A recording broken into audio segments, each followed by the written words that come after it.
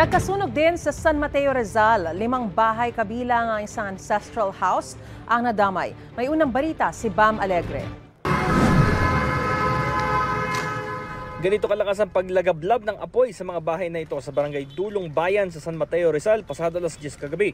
4 hanggang 5 estruktura ang natupok ayon sa Bureau of Fire Protection. Isa sa mga natupok, ang bahay na mahigit 130 years na ang tanda. Ancestral house po siya. So gawa po sa pong kahoy po. Kaya mabilis po yung pagkalat po ng apoy. Tsaka medyo din po namin na baka sakaling makatawid din po siya sa kabila.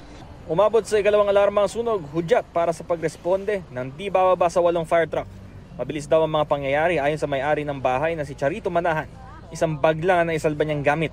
Nasunog din ang negosyo nilang printing press at wellness clinic sa harap ng bahay nila. Nasa kwarto ako eh. Tapos paglabas ko ng kwarto, nakita ko maliwanag na doon sa banda doon. Tapos mga 11, ganun patulog na kami. Tapos yun nga, siyempre nataranta na kami kasi ang laki-laki na ng apoy. Pero narinig ko parang may sumabog. Wala naman na italang sugatan sa insidente. Patuloy ang investigasyon ng BFP sa pinagmulan ng apoy, maging sa halaga na napinsalang ari-arian. Ito ang unang balita, Bam Alegre para sa GMA Integrated News. Mga kapuso, para una ka sa mga balita, mag-subscribe sa GMA Integrated News sa YouTube. Sa mga kapuso abroad, subaybayan niyo po kami sa GMA Pinoy TV at sa www.gmanews.tv.